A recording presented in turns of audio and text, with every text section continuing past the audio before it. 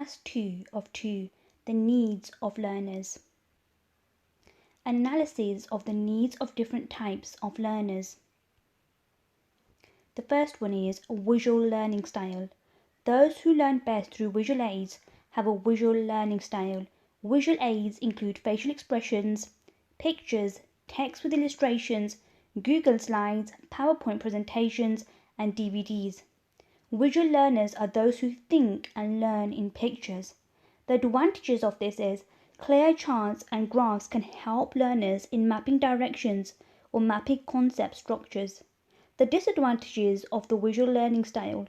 The huge difficulty a learner experiences when visual aids aren't available and only text and speeches are used in the learning process. The second one is auditory learning style. These are people who would rather learn by hearing what they want to learn. These people prefer listening to discussions or speeches, talking matters over, reading out of text, or making use of e-courses which contain audio recordings.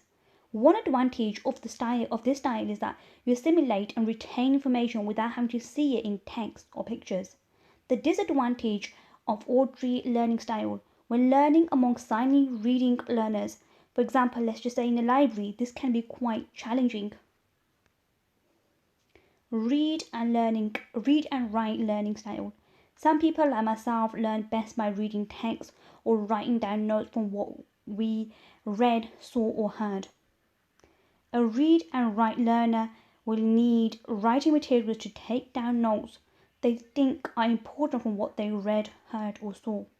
The advantages of this learning style: this makes learners more independent, and I do believe with note taking they can learn, retain, and consume more of the concept on their own with a learning style that works best for them. The disadvantages of this learning style is the struggle of not being able to learn easily with only visual or audio instructions, and when there's no access to reading books or other learning materials. Kinesthetic learning style. Kinesthetic learners' preference is to learn by moving and doing. They enjoy interactive learning, participating in practical challenges and hands-on experience, and absorbing information as they move from one place to the next. This is the learning style of my son. He is a kinesthetic learner. The advantage of this type of learning: exposes learners quickly to practice and evidence. They learn as they practice what they learn. The disadvantage is my son, he does struggle in classroom settings where kinesthetic learning environment isn't available to him. And this can be a big disadvantage because such learners' need for kinesthetic movement makes a classroom setting not their style and against their learning style. An evaluation of the benefits and drawbacks of adapting education and training activities to meet learner needs and preferences. The following are benefits and drawbacks of adapting education and training to meet learner needs. Benefits. Number 1, achieving equality. In every class there will be children who will have behavioral, emotional, social, or perhaps some other challenges which can limit their learning abilities. When a teacher is able to identify a learner's weakness and then applies and measures, their performance will skyrocket. By doing this, they are ensuring that the challenged learners do not feel left out or discriminated from the rest. Number 2, the benefit is developing talents. Learners are usually undergoing this whole process of understanding what their strengths and their weaknesses are. A professional, such as a teacher, is experienced enough to identify a special skill set or talents of the learner. In my opinion, skills and talents become needs too. Why? Because they require nurturing to develop. Once a teacher or professional is able to identify them and provides the right support to develop them, they will help learners to grow and to excel. Number 3, the benefit is creating interest. When a professional or a teacher is able to identify and meet individual learner needs, this will in turn encourage them and increase their confidence. There will be learners who do not gain much from mass instruction and would rather prefer individually prescribed instructions IPI. This will help them to understand and grasp educational concepts. I do believe this applies more to subjects such as maths and science. Most learners do struggle with these subjects. When a student feels supported by the tutor, they are likely to develop rather than lose interest. Number 4 benefit is planning classroom activities. Once a teacher or a professional is familiar with the personal needs of a learner, they can then plan their day-to-day classroom activities so they are able to cater for their individual needs. For example, they will know how to plan the timetable for individual tutoring, group interactions, and general supervision. Each activity will target the need of the specific learner, so by the end of the day, every learner's needs are met and nobody is left out. Number 5 benefit is organizing the classroom. One of the best ways for a teacher to organize a classroom is by firstly identifying the characteristic of each learner. Those learners that need more guidance can sit closer to the teacher. If there's a student with visual difficulties, they can sit closer to the blackboard. The drawbacks of this can be very challenging, and in order for it to work out, third parties with relevant skill set and qualifications need to be hired. They need to participate and contribute. This can be quite costly for outside agencies to be hired. Another drawback, the learner may feel isolated and feel they are not good enough, not capable, they may feel they're not worthy and will never be smart academically and will always need individually prescribed instructions. They may feel they will always be a failure, hence the need of extra help. They may adopt a failure mindset and give up completely. An explanation of why it's important to engage learners in the planning, management, and review of their own learning. According to my research, it has been shown that when we engage students in the learning process, it increases their attention and their focus. It motivates them to practice higher level of critical thinking skills and promotes meaningful learning experiences. Learners need to map out and plan how they would go from point A to point B in order to have that smoother transition. As a business coach myself, I help my clients to map out their goals, so I know how important this step is, especially for those who are struggling with goal setting and achieving their targets. There needs to be solutions in place for learners, especially for those who have special educational needs, so they know how they could manage their work. If they need guidance, a professional can assist them and point them to the relevant resources and tools, or maybe alert agencies that can assist them, such as an SEN teacher. It is essential for them to receive feedback for their learning so they can work on the things they are struggling with and know where they are going wrong. Once they know where improvement needs to be made, they will grow. So they need to be really open for constructive criticism. An explanation of methods of promoting equality and valuing diversity in the learning environment. Equality, diversity, or multiculturalism is the idea of promoting and accepting the differences between people. I've gone through some methods in which we could promote equality and value diversity in a learning environment. First one is themed weeks.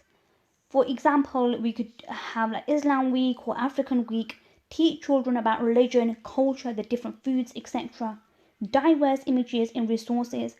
Pick books, posters, or activities for learners, ensuring they include people from different backgrounds or with disabilities to show that these differences are absolutely normal. So it's important that they are exposed to diverse images, and you can easily find these in books and stuff. Sample food. For each, set up a French cafe, Indian restaurant, American dinner in classrooms and let learners sample foods typically eaten in the corresponding culture, male or female. Perhaps explore the idea of stereotypes. Provide each student with a list of 5 professions and ask them to decide whether each is a man's job or a woman's job. Then go through the answers as a class and see what stereotypes people have. You can perhaps ask questions like, is it fair that these stereotypes exist? How would they suggest these stereotypes are challenged? Another thing you can do is learn languages. Teach learners a few words in maybe French, Spanish, Chinese, to raise their awareness of language barriers around the world. Finally, another thing they could do is celebrate occasions, host an event for Chinese New Year, Diwali, Easter, Ramadan, so you could raise awareness of the different cultures and religions out there. Analysis of your own roles and responsibilities in relation to education. My roles and responsibilities in relation to education and training is to motivate learners to develop their ability. My role is not just about teaching a subject or preparing learners for assessment. The focus of my role will be to relate very much to inspiring my learners to change and develop their personal, social, and professional skills to the best of their ability. My ultimate goal will be to enable learners to understand how to take responsibility for their own growth. I could do this by planning and preparing teaching and learning activities that take account of the needs and well-being of individual learners as well as group of learners. Some key aspects of my role as a teacher or trainer. Number one, to carry out initial or diagnostic assessments, clear communication with learners or other professionals, promote appropriate behavior and respect for others, identify and meet individual learner needs, be aware of the support mechanisms available, be organized, be reflective, which means learn from successes as well as mistakes, promote a safe and supportive learning environment, promote equality and diversity, adhering to key legislation, regulatory requirements, and codes of practice, modeling professional behavior at all times to inspire my learners. Contribute to a team of professionals in order to improve the experience and achievement of my learners. Design or contribute to the design of the course curriculum. Negotiate learning targets for the group and individuals as appropriate to their needs and aspirations as well as the course aims. Plan learning activities based on needs of my group and specific individual needs within the group. Design or amend learning resources that are varied, appropriate to the award aims, and intellectually challenging for my learners. Keep accurate records to contribute to my organization's quality improvement strategy. This will include keeping accurate records of recruitment, retention, achievement, and progression of my group, as well as evaluation of how they can be improved. Keep accurate records of individual learners' progress and future needs. It's often recorded in the form of individual learning plan. Provide learners with appropriate points of referral as required. In terms of my final point, during the course of my goal is to enable each learner to achieve to the best of their ability through working in a safe and supportive environment.